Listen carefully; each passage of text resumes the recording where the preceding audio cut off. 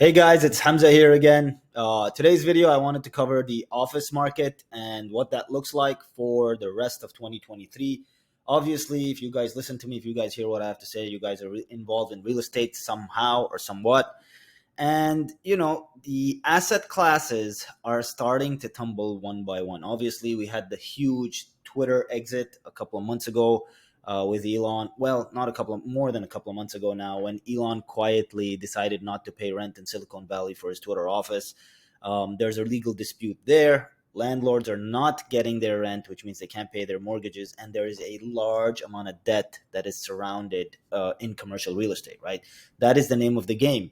The name of the game is as much debt as you can get, and what they do is they call it good debt or positive debt, because it's secured by a real asset. However, if the rents are not going up, demand is not going up, and occupancy is not going up for the most part, all debt now becomes bad debt. So yesterday's video, we did see a lot of stuff falling apart in the multifamily space. I gave you one example. There's hundreds, maybe even thousands of examples that are going to come to fruition.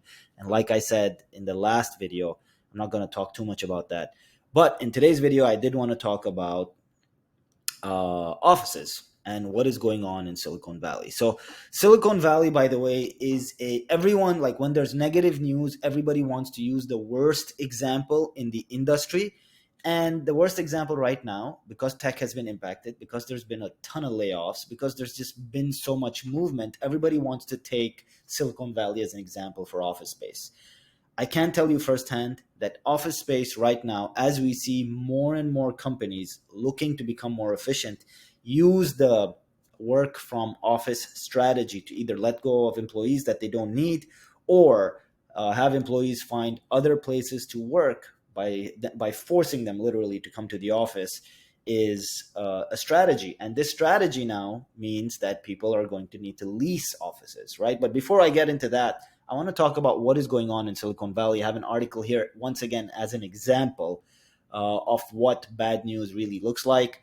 And, the fear that is created by the internet and the news, of course, when it comes to offices. Now, remember, during the pandemic, there's a lot of things that changed. Work from home became a thing. And as a result, we had a lot of things that were happening at the time in the multifamily space, in the single family home space. People wanted to move to bigger homes, so they had more space. Work from home became a huge thing, which it is still, in my opinion, a huge thing. But as a result, the multifamily asset class was like the asset class. Now, of course, that's tumbling because the prices are just not there, and oversaturation, too much buildup all over the country in general. But, as a result of that, now we are seeing the office market really struggle all over the country. I would say generally, okay, just as a rule of thumb, offices are never 100% occupied. Never. It doesn't exist. So when you are buying an office, when you are building an office, when you're underwriting an office space, whatever it is that you're doing in the world of office, you already know that you're not going to get 100% leased out unless you are in like one of the A class buildings in a location where there's not too much other office, which is kind of rare, to be honest. But I can tell you firsthand, ever since I moved here to America over the past 10 years, I have always found vacancy in office, and you can always find it on either LoopNet or CoStar. But let's just go over the news really quickly. Social media giant LinkedIn may have landed a buyer for its office near Silicon Valley, right? And so the title is a little misleading. However, this is what is really going on. It's 41,000 square feet, $562 a square foot, which is crazy. And I actually think, here you go, iHealth Labs, a San Jose management company, was a buyer for the deal for LinkedIn. Neither iHealth nor social media company responded to CoStar's news. That's fine. This is what's going on. This is what the things are trading for. Now, a few months ago, maybe even a year ago, this thing would have traded for much higher, but this is what it's trading for right now. And as a result of this, the things that are truly happening in the office market, meaning there are going to be some people who come in with equity in the office market who need to deploy equity for a longer term. So remember, guys, I champion investing in real estate, but it's cyclical and there are cycles, right? This office rebound is going to be a cycle, and it's possibly going to be a 10-year cycle. But guess what? There's people who have money to deploy and are willing to wait 10 years to to take the opportunity. And for those people acquiring these office spaces, acquiring these deals today at a huge discount because of whatever issues the news and the media is putting out there, there is some reality to that. But whatever panic is being created is allowing there to be opportunity for these investments. And this is kind of what you need to understand. In fact, look at here, just shy of $1,100 a square foot, right? So as you can see over there, it says $500 a square foot. Here it says $1,100 a square foot. There's a huge spread, especially if the spread is leveraged. This could be potentially like a 6x return for the investor over a period of 10 years. And some people are willing to wait. They have a lot of cash to deploy, especially when it's numbers like this. And so what you need to understand is you are going to see a lot of news out there in the markets about different asset classes.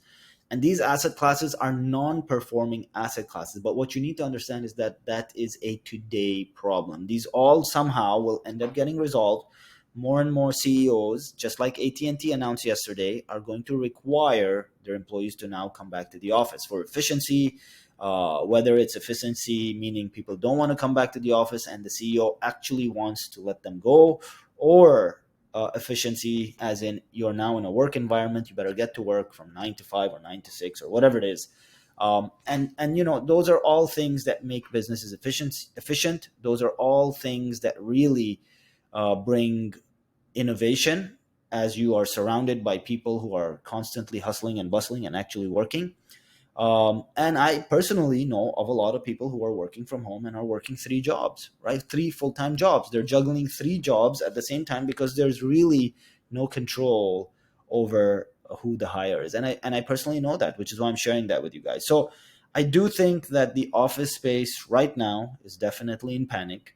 I do think that they have over romanticized the destruction of the office space. I mean, there's going to be foreclosures just like there was in multifamily, just like there was in other asset classes. There's going to be all of those things. But I do think that there will be opportunity in the coming few years for office. I just guess we're going to have to wait and see what is happening at that time and how much this work from home is rolling out and becoming not a thing anymore. So with that, I wanted to once again give you guys an example of what I think is happening in the world of news and what I think is happening in the world of office space. So uh, definitely, if you wanted me to answer a question, would you invest in office space today? I can tell you firsthand that I personally am not an office space investor. I invest only in industrial because I really believe that industrial is coming back and it's going to be the next biggest thing. Specifically light industrial, is going to be the next biggest thing in commercial real estate because that is where you find ultimate efficiencies, right? Now, however, with that being said, there is going to be longer term opportunity with office space. And that is something that I have to recognize. Although I have a bias, I have to recognize. I mean, if you're buying something for $500 that was worth almost $1,200 just, months ago, there is going to be opportunity there. Someone's going to come in, swoop that opportunity. And these people have large amounts of capital to deploy, much larger than you would spend on an industrial thing. So there is actually no product for them to buy except for these office buildings. So definitely opportunity there. It's longer term. It's something that I'm going to keep my eye on for the next couple of years. I'm going to report as I see updates, as I see things transacting, as I see things that are moving in the market, whatever asset class they may be. I'm going to report on them. And that is why, we're here and we talk about all of these issues and opportunities that arise as a result of real estate transactions that occur in the market. So, short, just to rebuttal everything we talked about. Office space, 10-year opportunity. Buyers are there, which means there is liquidity chasing distressed asset classes. And that's a good thing. There are also operators right now or funders right now that are funding what we call rescue capital. So there's people who are potentially going into foreclosures, who are going into or becoming part of bad situations, are now getting saved by people who have cash.